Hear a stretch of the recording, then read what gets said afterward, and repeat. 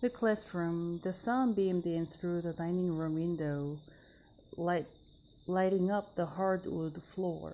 We had been talking there for nearly 2 hours. The phone rang yet.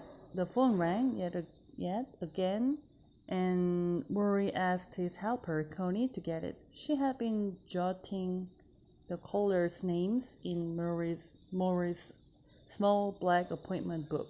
Friends, meditation teachers, a discussion group, someone who wanted to photograph him for a magazine. It was clear I was not the only one interested in visiting my old professor. The Nightline appearance had made him something of a celebrity, but I was impressed with, perhaps even a bit envious of, all the friends that Morrie seemed to have. I thought about the buddies that circled my orbit back in college. Where had they gone? You know, Mitch, now that I'm dying, I've become much more interesting to people. Um, you were always interesting. Oh, Morrie smiled. You're kind. No, I'm not, I thought. Here's the thing, he said. People see me as a bridge. I'm not as alive as I used to be, but I'm not yet that. I'm sort of in between. He coughed, then regained his smile. I'm on the last great journey here, and people want me to tell them what to pack. The phone rang again. Morrie, can you talk? Connie asked. I'm visiting with my old pal now, he announced. Let them call back. I cannot tell you why he received me so warmly. I was hardly the promising student who had left him 16 years earlier. Had it not been for Nightline, Morrie might have died without ever seeing me again. I had no good excuse for this, except the one that everyone these days seems to have. Except the one that everyone these days seems to have. I had become too wrapped up in the siren song of my own life. I was busy. What happened to me? I asked myself. Morrie's high, smoky voice took me back to my university years. When I thought rich people were evil, a shirt and tie were prison clothes, and life without freedom to get up and go motorcycle beneath you, breeze in your face, down the streets of Paris into the mountains of Tibet, was not a good life at all. What happened to me? The 80s happened. The 90s happened. Death and sickness and getting fat and going bald happened. I traded lots of dreams for a bigger paycheck, and I never even realized I was doing it. Yet there was Morrie talking with the wonder of our college years, as if I'd simply been on a long vacation. Have you found someone to share your heart with? He asked. Have you found someone to share your heart with? Are you giving to your community? Are you at peace with yourself? Are you trying to be as human as you can be? I squirmed, wanting to show I had been grappling deeply with such questions. What happened to me? I was promised myself I would never work for money, that I would join the Peace Corps, that I would live in beautiful, inspirational places. Instead, I have been in Detroit for 10 years now, at the same workplace, using the same bank, visiting the same barber. I was 37, more efficient than in college, tied to computers and modems and cell phones. I wrote articles about rich athletes who, for the most part, couldn't care less about people like me. Couldn't care less about people like me. I was no longer young for my peer group, nor did I walk around in gray sweatshirts with unlit cigarettes in my mouth. I didn't have long discussions over egg salad sandwiches about the meaning of life. My days were full, yet I remained much of the time unsatisfied. What happened to me? Coach, I said suddenly, remembering the nickname. Morrie beamed. That's me. I'm still your coach. He laughed and resumed his eating, a meal he had started 40 minutes earlier. I watched him now, his hands working gingerly, as if he were learning to use them for the very first time. He couldn't press down hard with he couldn't press down hard with the knife. Uh, his finger his fingers shook. Each bite was a struggle. He chewed the food finally before swallowing, and sometimes it slid out the sides of his lips, so that he had to put down what he was holding to dab his face with the napkin. The skin from his wrist to his knuckles was dotted with age spots, and it was loose, like skin hanging from a chicken soup bone. Skin hanging from a chicken soup bone. For a while, we just ate like that, a sick old man, a healthy younger man, both absorbing the quiet of the room. I would say it was an embarrassed silence.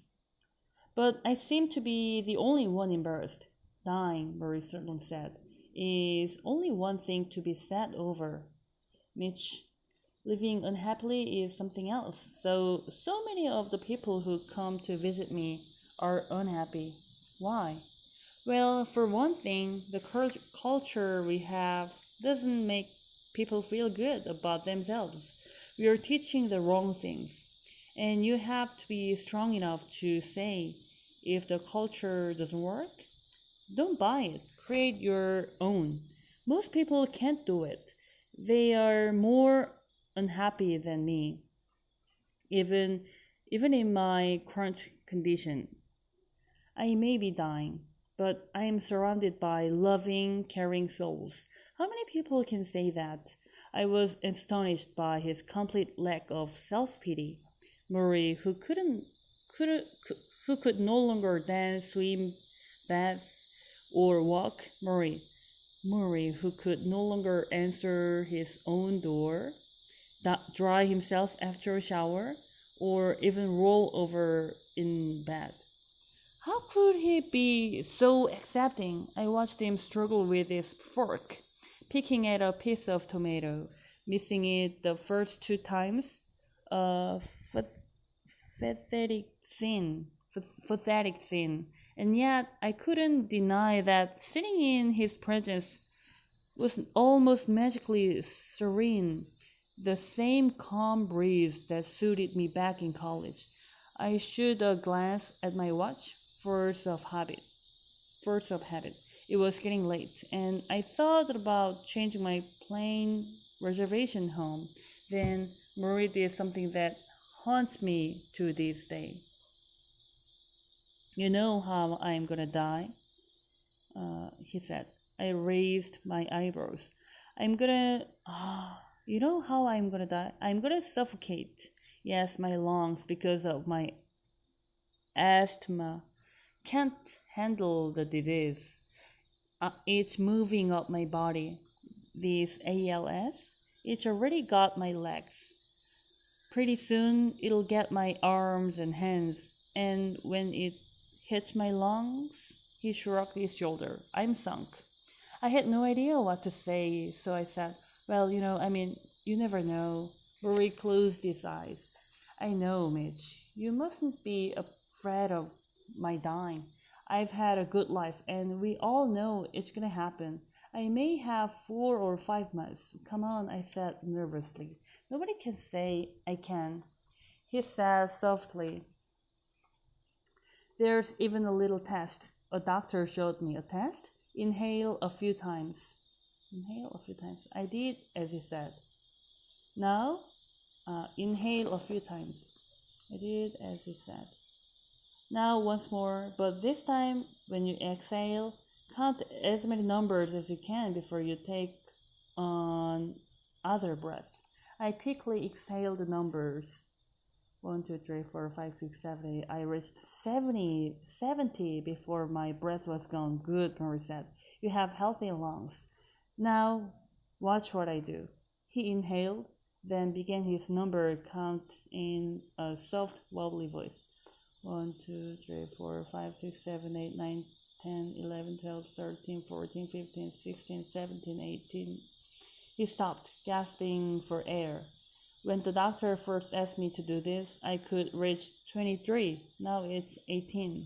He closed his eyes, shook his head. My tank is almost empty. I tapped my thighs nervously. That was enough for one afternoon. Come back and see your old professor. Morrie said when I hugged him goodbye. I promised I would, and I tried not to think about the last time I promised this. I promised I would, and I tried not to think about the last time I promised this. In the campus bookstore, I shopped for the items on Morrie's reading list. I purchased books that I never knew existed. Titles such as Youth, Identity and Crisis, I and Thou, The Divided Self. Before college, I didn't know the study of human relations could be considered scholarly. Until I met Morrie, I didn't believe it. But his passion for books is real and contagious. We begin to talk seriously sometimes after class when the room has emptied. He asks me questions about my life, then quotes lines from Martin Buber, Erickson. Often he differs to their words, footnoting his own advice, even though he obviously thought the same things himself. It is at these times that I realize he is indeed a professor, not an uncle. One afternoon, I am complaining about the confusion of my age. What is expected of me versus what I want for myself. Have I told you about the tension of opposites? He says. The tension of opposites. Life is a series of poles back and forth. You want to do one thing, but you are bound to do something else. Something hurts you, yet you know it shouldn't. You take certain things for granted, even when you know you should never take anything for granted. A tension of opposites, like a pull on a rubber band. And most of us live somewhere in the middle. Sounds like a wrestling match, I say. A wrestling match, he laughs. Yes, you could describe life that way. So, which side wins? I asked. Which side wins? He smiles at me, the clinked eyes, the crooked teeth. Love wins. Love always wins. Taking attendance. I flew to London a few weeks later. I was covering Wimbledon, the world's premier tennis competition, and one of the few events I go to where the crowd never boos and no one is drunk in the parking lot. England was warm and cloudy, and each morning I walked the tree-lined streets near the tennis courts, passing teenagers queued up for leftover tickets, and vendors selling strawberries and cream. Outside the gate was a newsstand that sold a half dozen colorful British tabloids, featuring photos of topless women, paparazzi, paparazzi pictures of the royal family, horoscopes, sports, lottery, contests, and a wee bit of actual news. Their top headline of the day's their top headline of the day was written on a small chalkboard that leaned against the latest stack of papers, and usually read something like Diana in row with Charles or Gaza to Tim. If me millions. People scooped up these tabloids, devoured, devoured their gossip. And to England, on previous trips to England, I have always done the same, but now for some reason, I found myself think about Morrie whenever I read anything silly or mindless. I kept picturing him there in the house with the Japanese maple and the hardwood floors, counting his breath, squeezing out every moment with his loved ones, while I spent so many hours on things that meant absolutely nothing to me personally. Movie stars, supermodels, the latest news out of Princess Di or Madonna or John F. Kennedy Jr. In a strange way, I envy the quality of Morrie's time, even as I lamented its diminishing supply. Why did we bother with all the distractions we did? Back home, the O.J. Simpson trial was in full swing, and there were people who surrendered their entire lunch hours watching it, then tapped the rest so they could watch more at night. They didn't know O.J. Simpson. They didn't know anyone involved in the case. Yet they gave up days and weeks of their lives addicted to someone else's drama. I remember what Morris said during our visit. The culture we have doesn't make people feel good about themselves.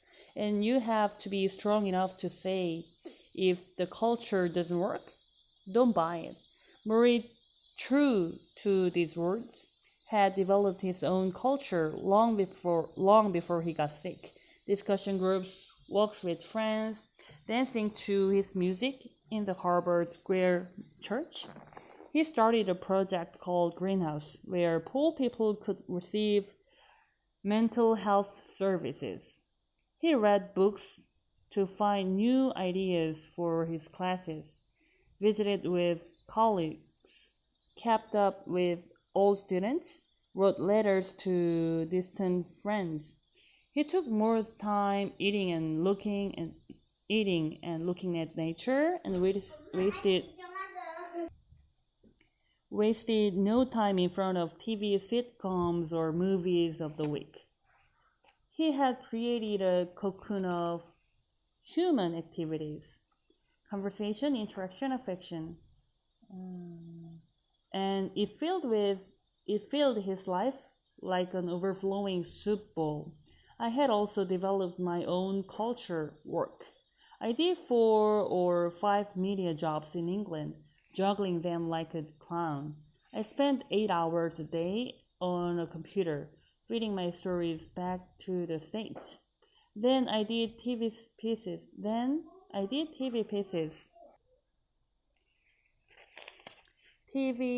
pieces, traveling with a crew throughout parts of London. I also phoned in radio reports every morning and afternoon. This was not an abnormal load. Over the years, I had taken labor as my companion and had moved everything else to the side. In Wimbledon, I ate meals at my little wooden work cubicle and thought nothing of it. On one particularly crazy day, A crush of reporters had tried to chase down Andrea Agassi, Agassi and his famous girlfriend, Brooke Shields, and I had gotten knocked over by a British photographer who barely muttered sorry before sweeping past, his huge metal lenses strapped around his neck. I thought of something else Morrie had told me. So many people walk around with a meaningless life. They seem half asleep, even when they are busy doing things they think are important. They seem half asleep, even when they are busy doing things that they think are important. This is because they are chasing the wrong things. The way you get meaning into your life is to devote yourself to loving others. Devote yourself to your community around you, and devote yourself to creating something that gives you purpose and meaning. I knew he was right. Not that I did anything about it. At the end of the tournament and the countless cups of coffee I drank to get through it, I closed my computer, cleaned out my cubicle, and went back to the apartment to pack. It was late. The TV show was nothing but fuzz. I flew to Detroit, arrived late in the afternoon, dragged myself home, and went to sleep. I woke to a jolting piece of news. The unions at my newspaper had gone on strike. The place was shut down. There were picketers at the front entrance and marchers chanting up and down the street. As a member of the union, I had no choice. I was suddenly, and for the first time in my life, out of a job, out of a paycheck, and pitted against my employers. Union leaders called my home and warned me against any contact with my former editors, many of whom were my friends, telling me to hang up if they tried to call and plead their case. "We're gonna fight until we win," the union leader swore, sounding like soldiers. I felt confused and depressed. Although the TV and radio work were nice supplements, the newspaper had been my lifeline, my oxygen. When I saw my stories in print in each morning, I knew that in at least one way I was alive. Now it was gone, and as the strike continued, the first day, the second day, the third day, there were worried phone calls and rumors that this could go on for months. Everything I had known was upside down. There was sporting events